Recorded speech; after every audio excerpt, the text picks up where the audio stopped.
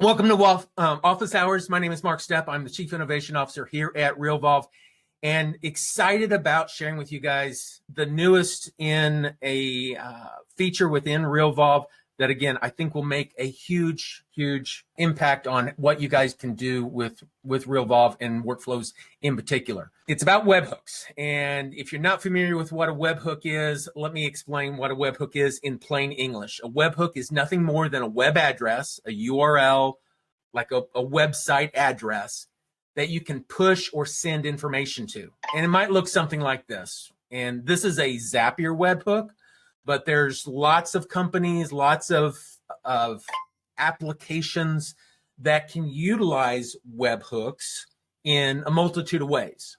And so they're going to look all kinds of different, but this is just kind of an example of what a webhook looks like. So how does a webhook actually work? Well, within a workflow action, we can now send data, and it depends on what type of workflow you've got. If you've got a contact workflow, if you've got a property workflow, or you've got a transactional workflow, you can send that contact, property, or transaction information through a webhook, the data that's on those records, through a webhook to a multitude of different services. Google Sheets, Slack, Trello. You could even fill in information like a PDF template for e-signatures. You could send Facebook messages, Internet of Things devices. Trade.io is another popular one. If this, then that, the IFTTT. If this, then that. And that's a service that is amazing. So you can do all kinds of different stuff. Plus there's so much more that you could actually do with this. So to give an example or some more examples of how this could actually help you as an agent. Let's say you want, at the end of a transaction, you want to send some after close thank you cards, or a few days before birthdays, you actually want to send handwritten birthdays or anniversary cards. Maybe you want to update an office status board that uses Google Sheets with listing data or closing information. You want to use a Slack channel and notify your team members that there's a new listing that's live, or your company or whomever. Maybe you want your team to just update your team that a transaction is closed through maybe Trello or something. You can update and add Trello board information through this. Maybe you want to send a Facebook post. You get a brand new listing, and part of the listing process is that I want to send a post to my Facebook community and let them know that that property is now available. You can automatically fill in contract information using the Realvolve transactional information, and then have it actually send out to the buyer, the seller, have them get their signatures and get that stuff going. And even maybe send commission information to QuickBooks. There's really, the limit to this is only in your imagination. So some exciting things. So what I want to do is kind of show you some of just a few of them at first, maybe here. The Handwrittencom. Now there are a ton of different card type of providers. Handwrittencom, spelled a little funny, but pretty serious in what they can do. They have lots of different card designs that you can use. The cool thing about what they do is they have special printers, but the printers actually use pens, and it pins your card for you. So it's an actual handwritten, albeit computer done, but it's in a certain handwriting methodology, so it looks like a certain handwriting and goes out and you can use that. So it looks like it was penned by you or whomever on your team. So there's some things there where you can do some cards. You can do other things with postcards or envelope cards. There are services for handwritten letters and stuff like that. So there's all kinds of stuff that you could do there. Maybe you want to update your company, your pipeline. And let's see here. I think I've got one. Let me pull this over here.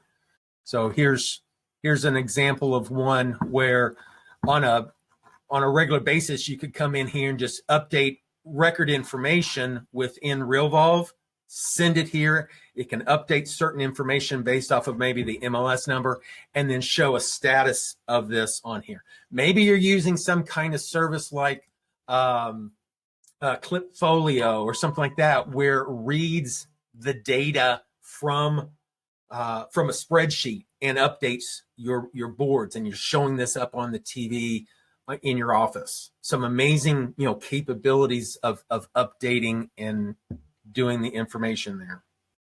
Here's another one. Maybe you use, now there are a multitude of different signature type softwares and stuff, but there is a one of them that I just pulled up real quick was SignNow.com.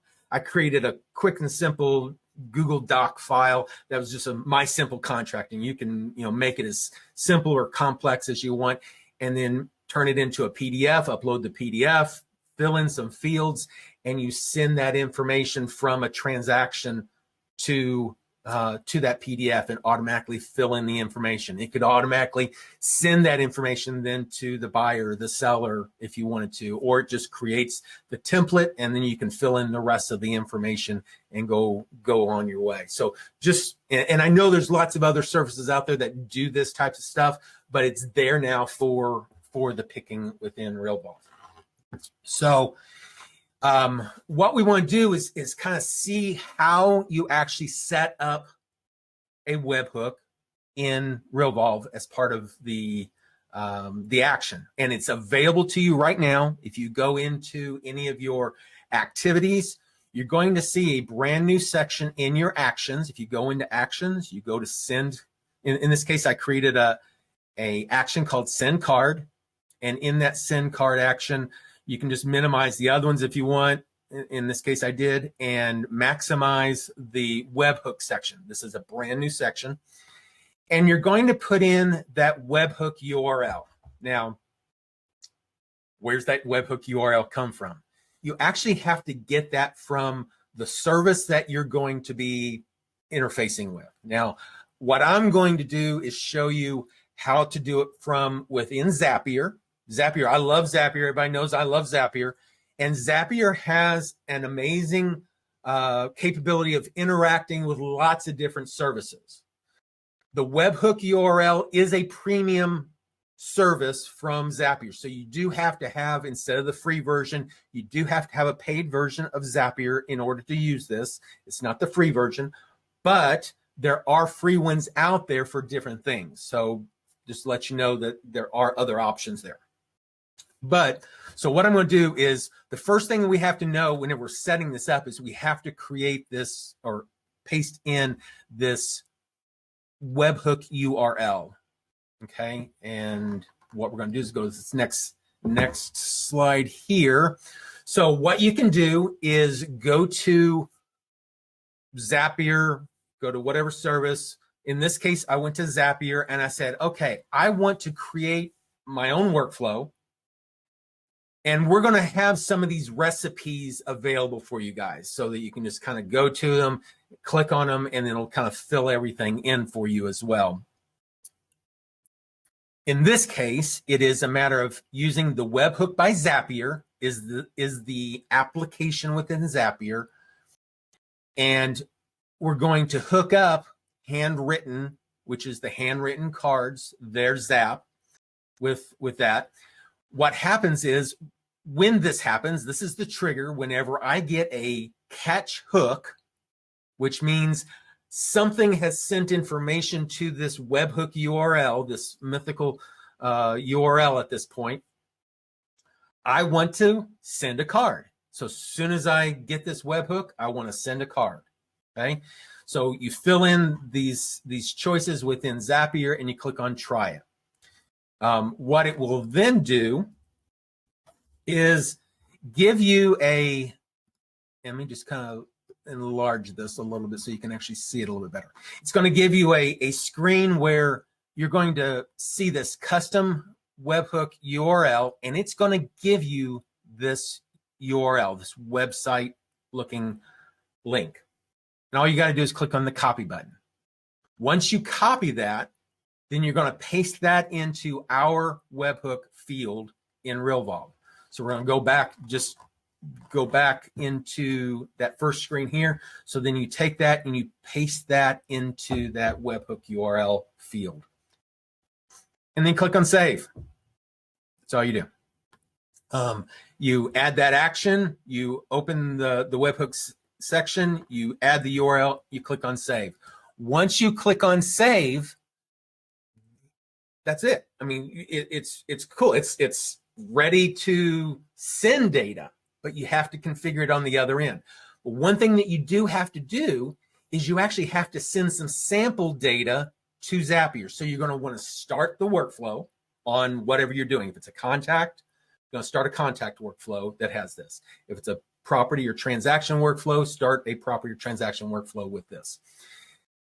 And then go to the activity as you're going to complete it, go check it off, and then click on send card. The action in this case was called send card, and I want to check it and I'll hit run. Whenever I do that, it sends the data from Realvolve to Zapier, and the webhook then can utilize it. So what I'm going to do is come back over here.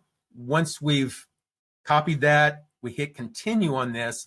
It's going to come to, in Zapier, it's going to come to this trigger testing piece.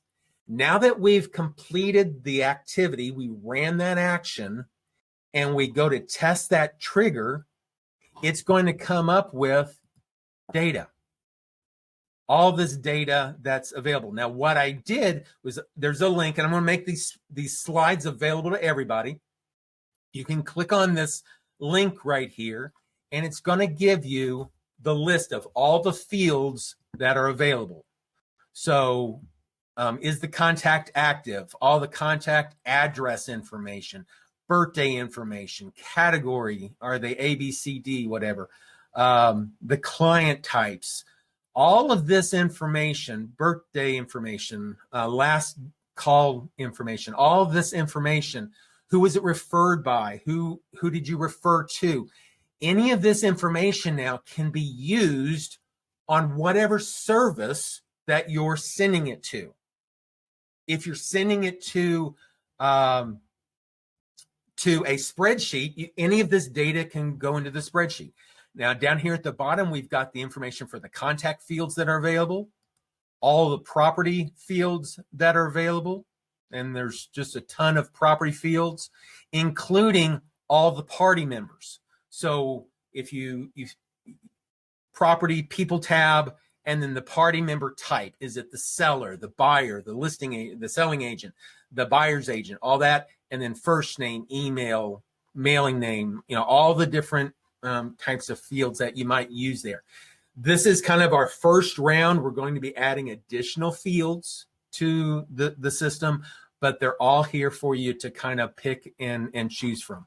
Also, under the transactional information, all the transaction, the closing information, closing date, closing time, bunch of the detail fields, all the different detail fields, including the commission. If you go into the commission area and see all the commission information, the important dates, every date that you ever wanted to have access to is available to you. It's just a matter of figuring out which ones that you want to use. A lot of this then can be used on reports or information that you're sending out, any kind of details of statuses and stuff like that, and including all the party members and stuff in there as well. So these are a multitude of fields that you can use for a multitude of methods and possibilities. So just to kind of give you an example. But whenever you test the webhook, it'll come back in here and show you a list of the fields. It's a little bit different format here in this. It kind of breaks them up by how the URL data is actually sent, but it shows you that, and all you need to do is click on continue. Whenever you click on continue, then you're going to start. That's all you needed to do for the trigger part of a Zap. There's a trigger and there's an action. The trigger, all we needed to do was get the URL and send a sample to that URL to make sure that there was data coming in. Then you can set up the action. The action is what's going to happen after the trigger is triggered. In this case, I want to show an example of this, is that we're going to send a handwritten card, and it had already picked up handwritten card for me. The action that I want to do is send card. There's other options in there that you can pick, but in this case, we just want to send a card. There's options like add a contact to the card database, which you could do if you wanted to send. Maybe you want to keep a Rolodex of names and addresses, and you just want to send these people over into send a card and or in this case, handwritten into their address book. You could certainly do that type of thing. And then you click on continue once you select the action.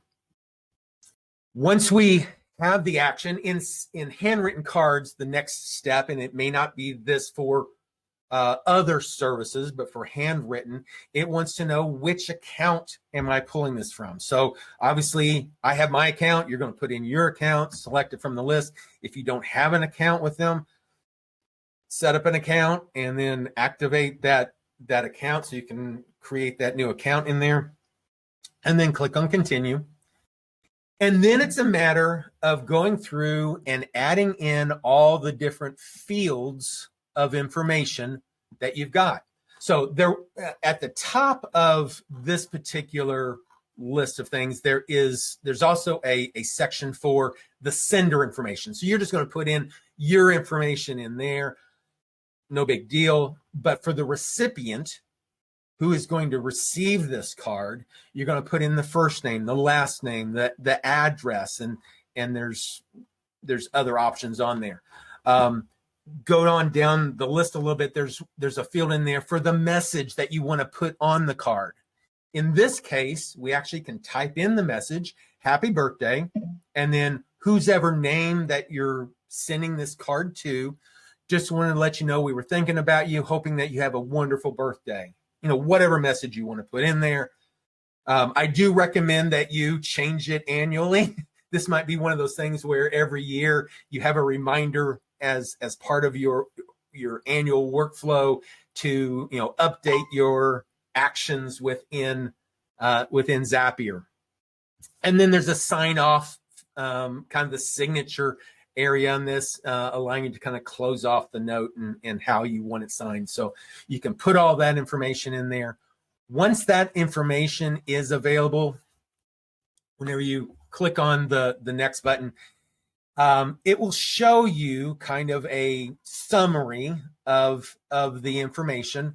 And let me just make this a little bit larger as well. So the information, it'll actually show you the message with the data actually in it. So in this case, I had sent the sample to Kathy. So happy birthday, Kathy. Just want to let you know, blah, blah, blah, from all of us at the Realvolve team. So you can put all this information, who's the recipient, the names, address information is showing you the information. And then you can click on test and continue. Now, this is where you got to be a little bit careful because you don't want to do too many tests without canceling the test, but you click on test and continue. And what it's going to do is come back hopefully with a successful test. If it's not successful, there's probably some required field or something that didn't get filled in. You need to fill it in, make sure it's all filled in. And then once it comes back successful, you can click on the turn on Zap and it'll say your Zap is on and everything is all hunky-dory. What then you can do is go into whatever service you're working with. In this case, again, handwritten. And then I can pull up my orders, my past orders of things that I've did. Now, I went in here and I canceled this one. So if I go in right now, it won't be on the list. But for this screenshot I have on here, it shows you who's the sender, who's the recipient, what style of handwriting, because I chose in the Zap what style of handwriting I wanted to do, and then the message itself, what's going to be sent. Whenever you go into handwritten cards, once it creates it, it'll show you the example. And then what they do is they, nick your debit card or credit card or whatever you're using for the allotted amount that card is valued at, and then they send it. The other cool thing about handwritten cards, and there's probably the other ones as well, is that they give you the ability to even include gift cards. So if maybe you wanted to put in a $25 or $50 or $100 gift card for something, and you can specify which values and all that kind of stuff that you wanted to do, you can certainly do that. So some really, really cool capabilities of putting that in and viewing it afterwards, just to see how all of this actually comes together. Then at the very end, you've got happy clients, you got a happy you, and you used webhooks to do it. Now, prior to having webhooks, we could do this type of thing, but we had to use what we called a reverse zap, where we sent the information through a template to a email parser, parsed out the fields, used the email parser to trigger it. You don't have to do any of that anymore. You don't have to do any of that parsing or anything like that. The webhook takes care of every bit of that for you.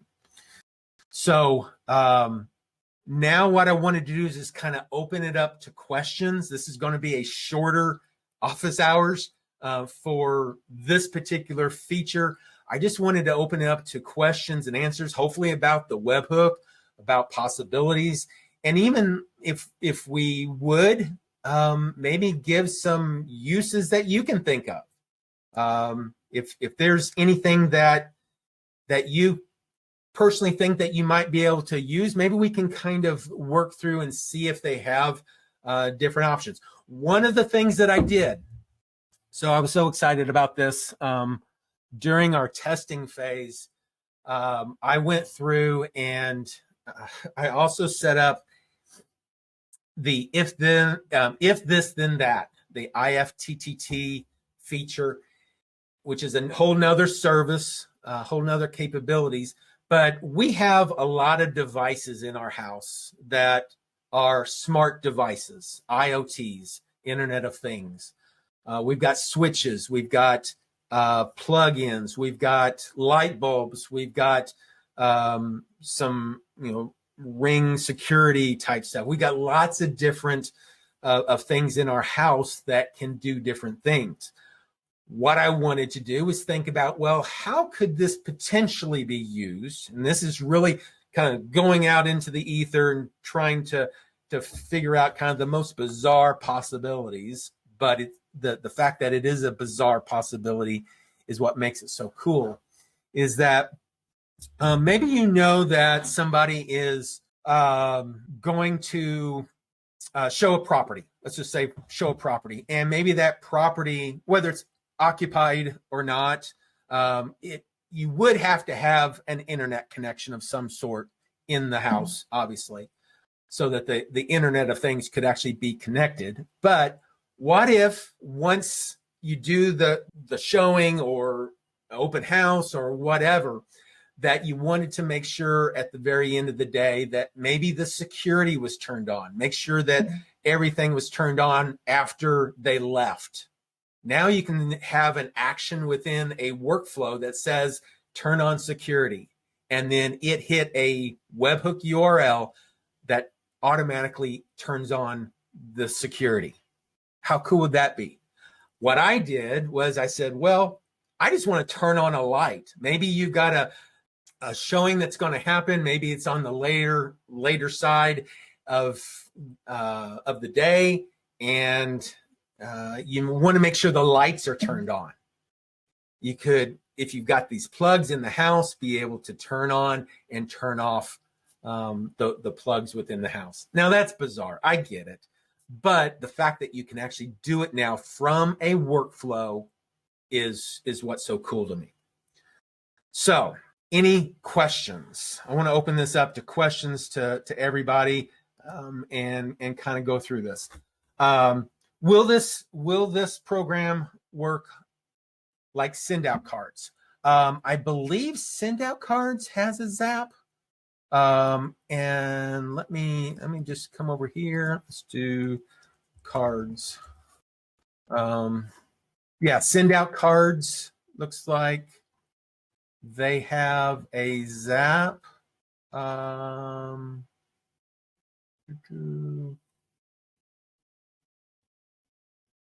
Related categories. Oh, it says upcoming. So it is not available yet, but it looks like maybe they are working on it. So that's one. What I normally do is I just go to zapier.com/apps.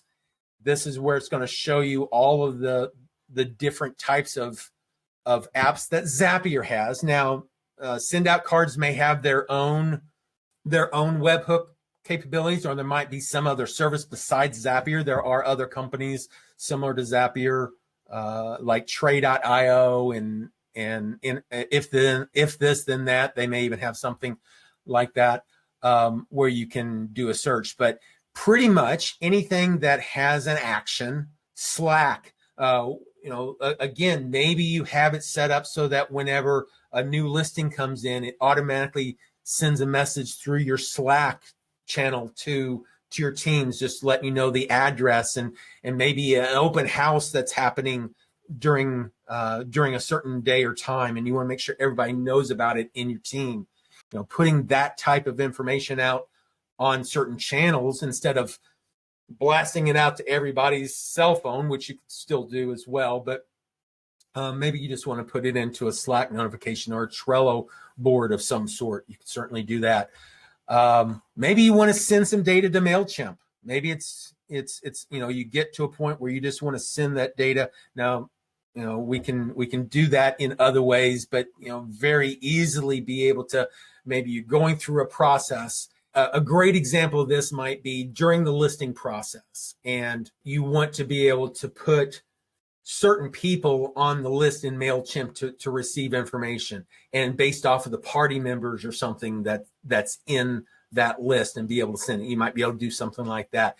But at any given time through the life cycle of that workflow, you could trigger different types of actions that are outside of Realvolve, outside of the world of what we are doing, and make it available to other services that are out there. And there's lots of productivity tools, website. You can send stuff to your website. Oh, and okay, so here's an option. If you have your own website designer, developer, and maybe you want to do some custom piece of some sort, you've collected some data about a listing in Realvolve, and you want to send that data to maybe your own website. Now, obviously, it'll go into MLS, but maybe it's stuff before it gets into MLS. You want to do some kind of information piece that's available on your website. Providers say, hey, can I provide you with a webhook connectivity and be able to send that? They would have to give you the URL